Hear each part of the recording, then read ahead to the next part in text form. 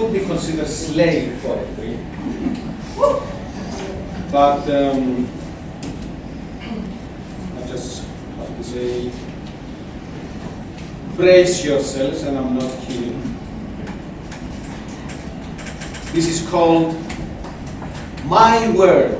This isn't poetry. I have spoken.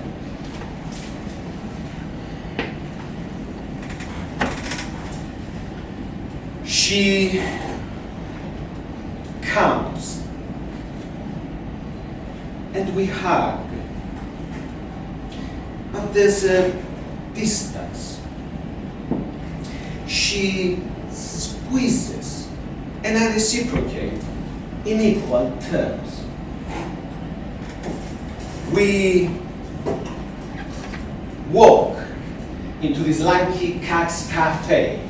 I pay $3.50 for a decaf frappe, and I swear I'll never masturbate as such again.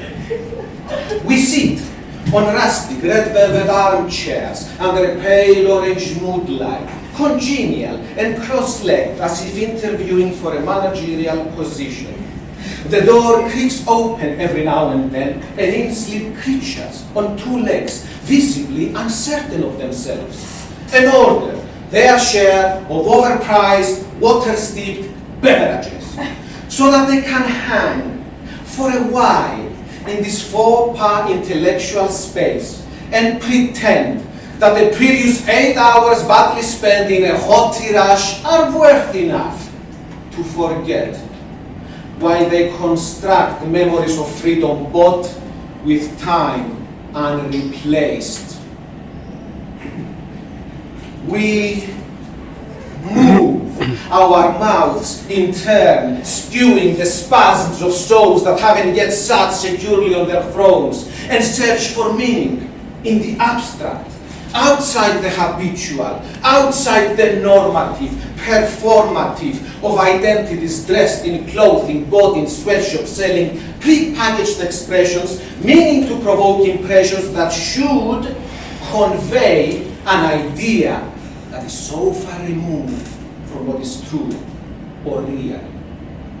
We let our gobs flap about as we sip the sap of unfortunate plants that are only recognized as useful or beneficial insofar as they propel our flailing consciousness into a state of relative ease. We let our gobs flap in a vain attempt to be heard and seen and understood. We share thoughts drenched by anxieties.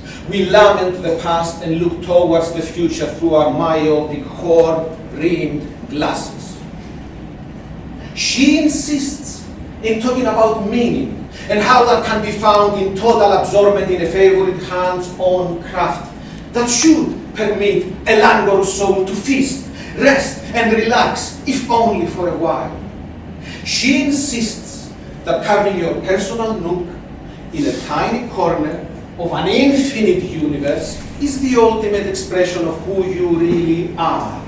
My head shakes, and the frappe gives out no kick because its energizing essence has been sucked out mechanically.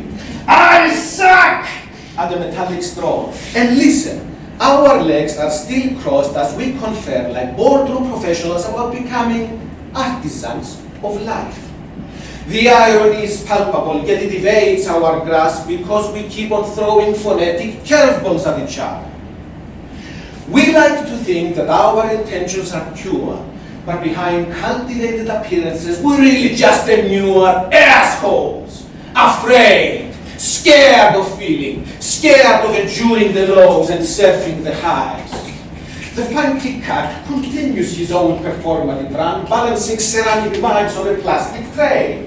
I'd like to mug the mug, and if possible, offer a rancorous hug to the delicate pixie behind the bar.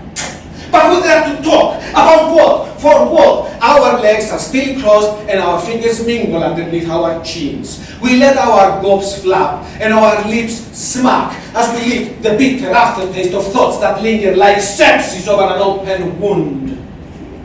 She insists on methods psychoanalytic, meant to draw the ire out of the bottomless well of existence, my head shakes.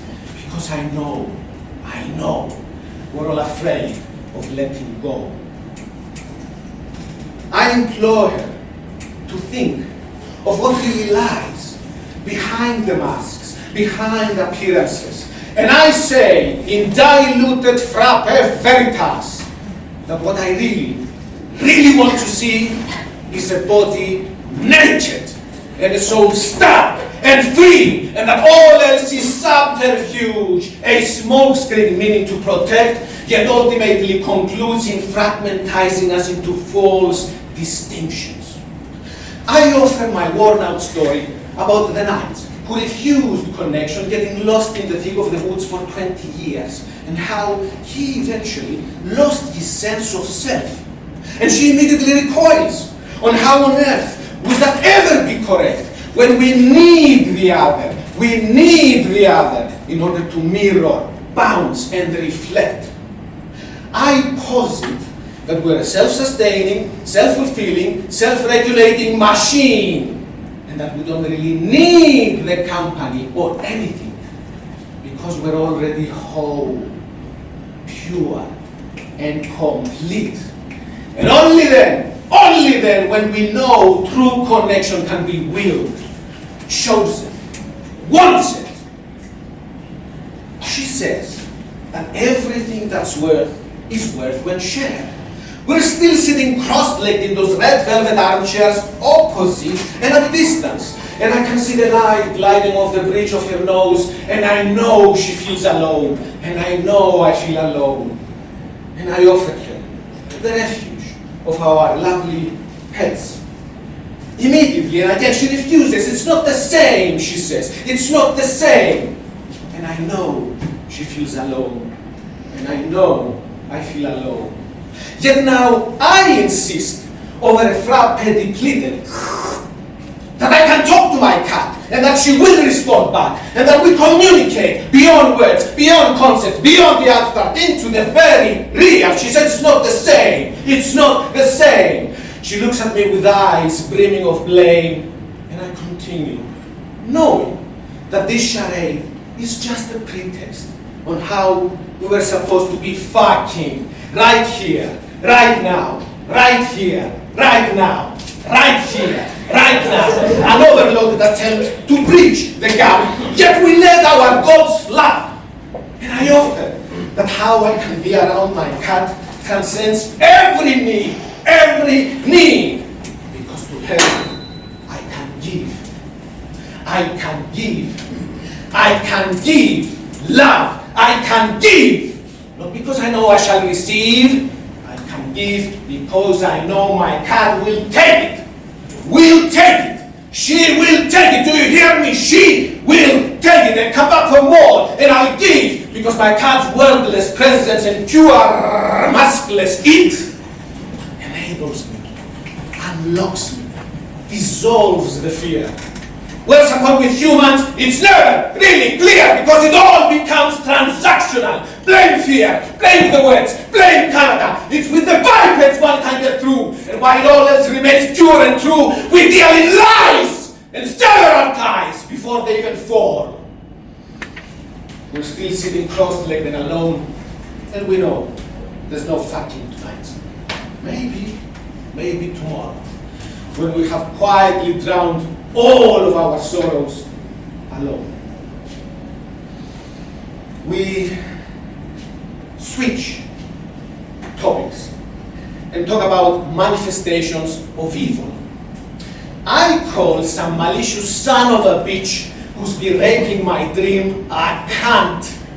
And she says that's offensive to her. I call him again a cunt rag. And she says that's still offensive to her. I give up. This prick has been pissing on my parade and I'm not allowed to call him names. Fuck that! Dick. We wrap up our lengthy harangues and mutually conclude towards hard route in no exit. Hell is other people. Hell is other people. Hell is other people! We pack it up and kiss a dirty goodbye to the lanky cat. Outside, we politely hug. We'll potentially save our communal fat for another day.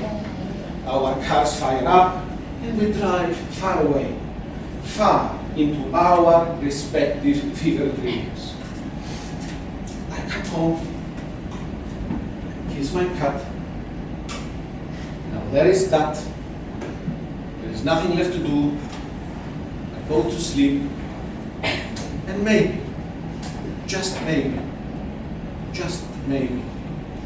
one morning, I'll wake up with the sun in my head and the moon by my side. Inhuman! And clean.